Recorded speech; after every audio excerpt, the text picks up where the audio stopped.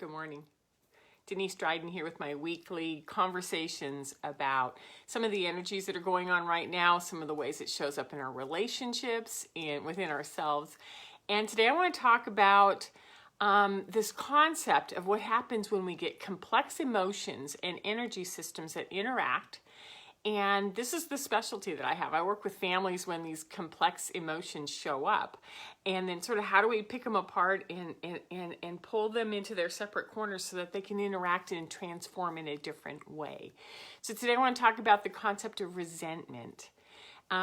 So I had a client tell me this last week that they resent being resented.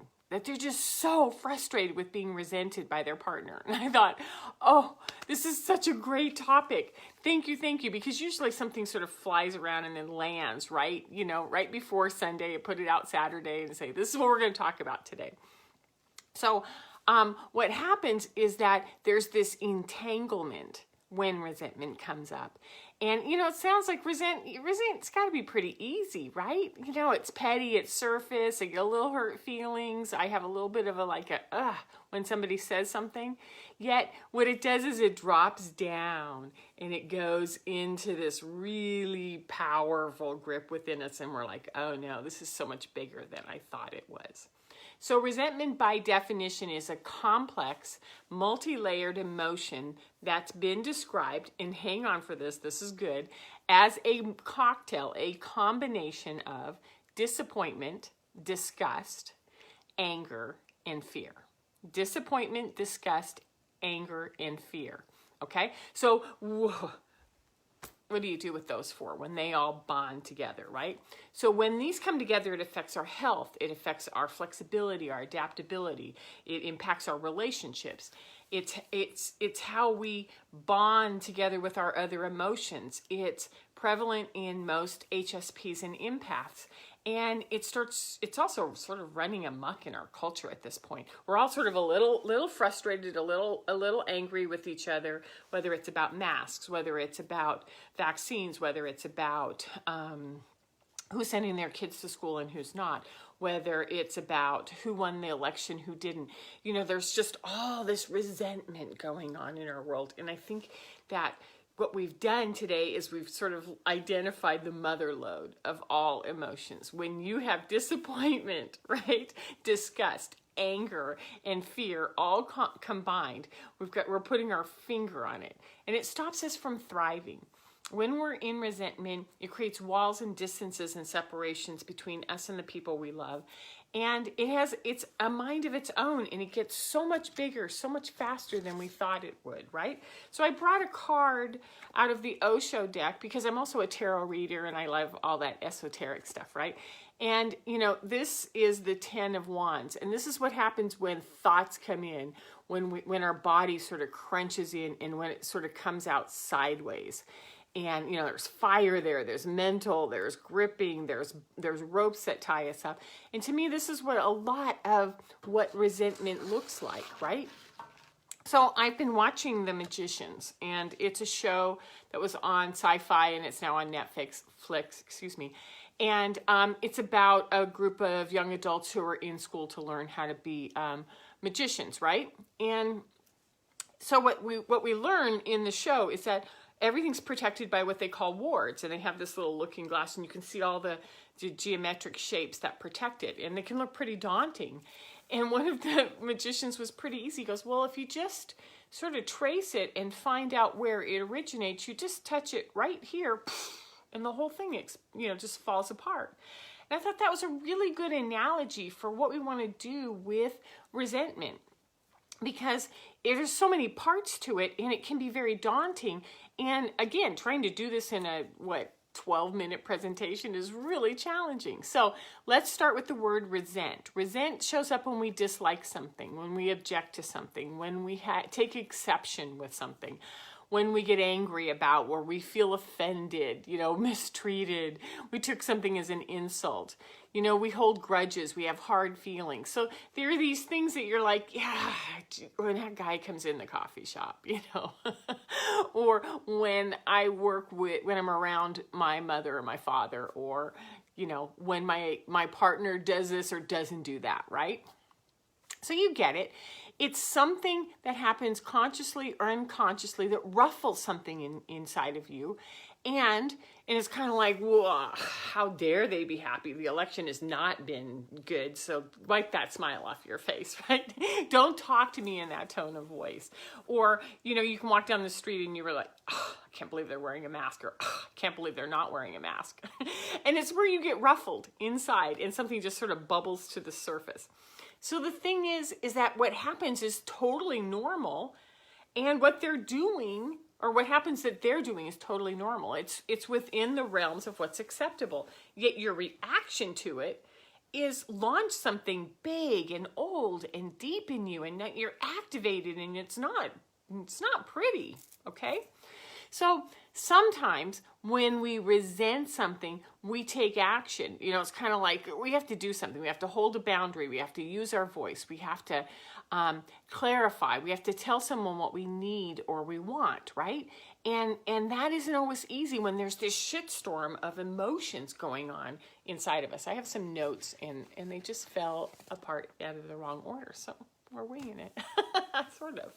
So when this mixed jumble of emotions comes up, it's kind of like, oh, how dare they? And then you get this aghast, like, oh. And, you know, what were they thinking? You go into judgment. You know, they should know better. We make assumptions. I know this, they should know that. And if they cared, that's my favorite one. If they cared, they would know what I needed. And then you get really hurt, and then you go into this resentment.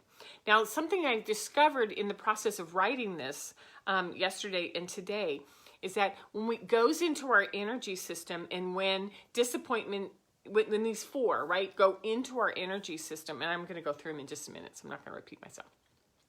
What happens is they bond into one big storm. And what I was able to do is break them apart and say, actually, each one of these represents an element.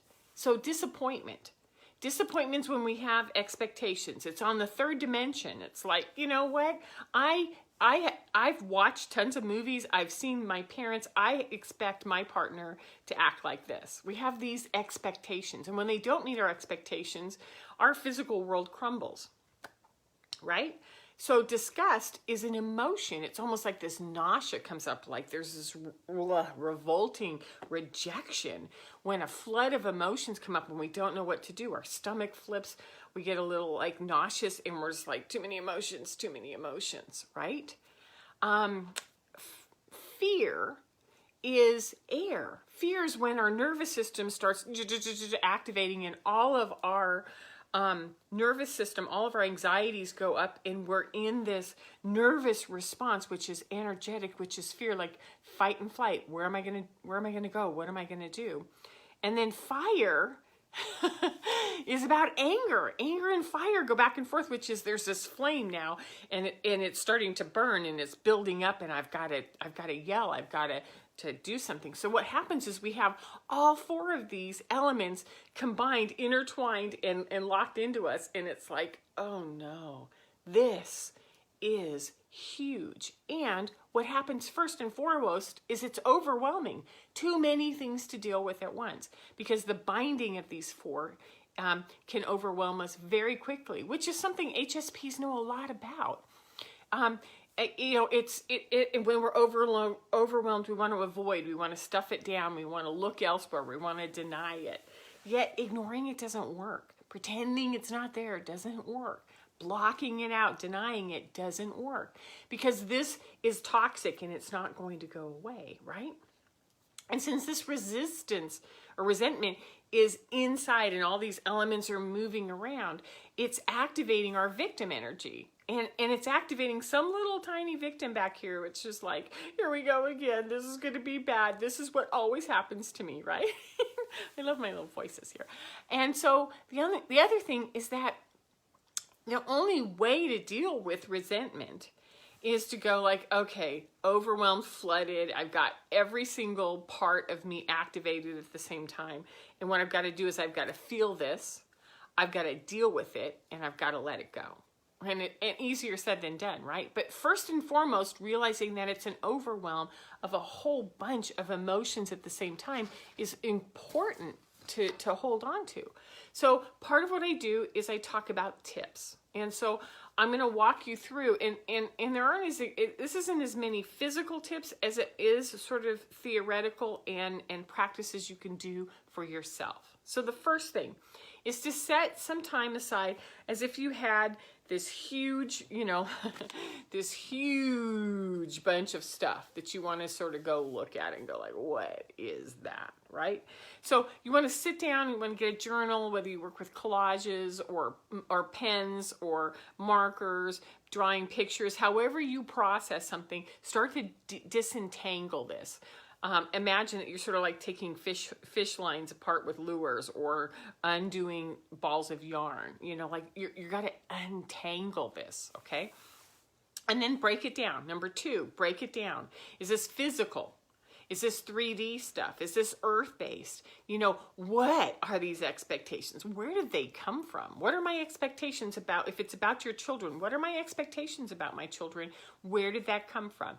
What are my expectations about my partner? Where did that come from? About romance, about chores, about helping out, about not helping out, about division, about ways to show affection, you name it. Parents, friends, colleagues.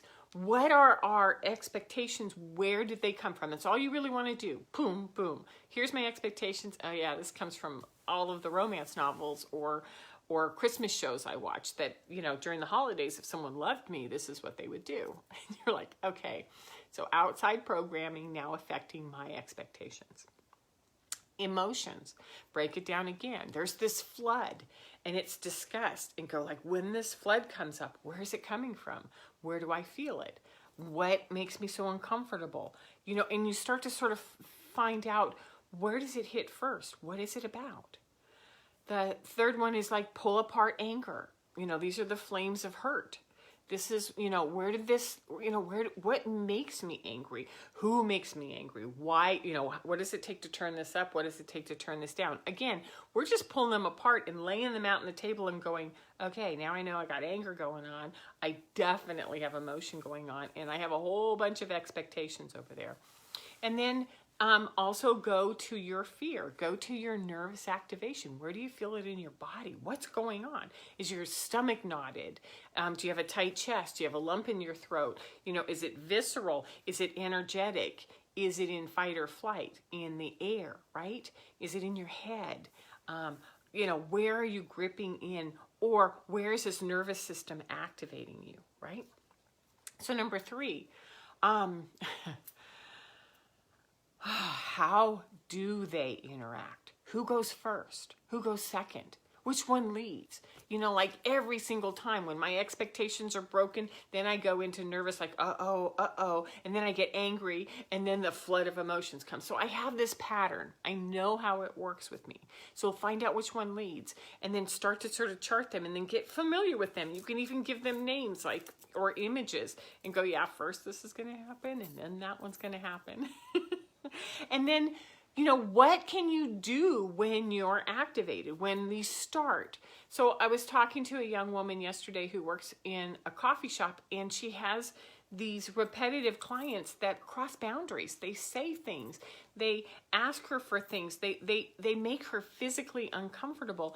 And I said, what happened? She goes, I just resent them when they come in because I don't know what to do. So the first thing is to use your voice, which is, when you do this, it makes me uncomfortable. I am going to ask you to stop. And it's kind of like, that's the hardest thing to do when we want to push it away or deny it. So we use our voice. We state our boundaries. We change our internal reaction, which is, if I have expectations and I'm already activated, I can tell that I'm going to get angry. So, here we go. What do I do to move the anger aside and to use my voice? So we start to rank how these elements are going to come in, and then we deal with them one at a time, and we use our voice and we hold boundaries. And the most important thing with resentment is to get out of the glomming of the 4 things together and to break them apart and let them flow. It's natural that we're going to be triggered. It's natural we're going to be upset. It's natural for all of this to happen. And so the last part, which is kind of fun, is to create a superhero. Somebody who's like, you know, every single time that I get triggered, this person's going to come in and this persona is going to take over. So my persona is that I'm really multidimensional and I have a lot of intelligences that move around. And so my superhero is like, let's break this apart. I can see through all of this, you know, and that helps me. It helps me understand that I'm triggered, that I'm going really fast towards overwhelm and shut down, and then I'm going to be angry and resentful at the people who are causing that in me, as opposed to saying, I am flooded right now. I'm overwhelmed. So resentment is huge. It takes a lot to unpack. Thanks for hanging out with me as I've been doing this. And I have other videos on YouTube, LinkedIn, and here on Facebook. You can also find me on DeniseDrydenCoaching.com. Have a great week, and I will see you next Sunday. Take care. Bye-bye.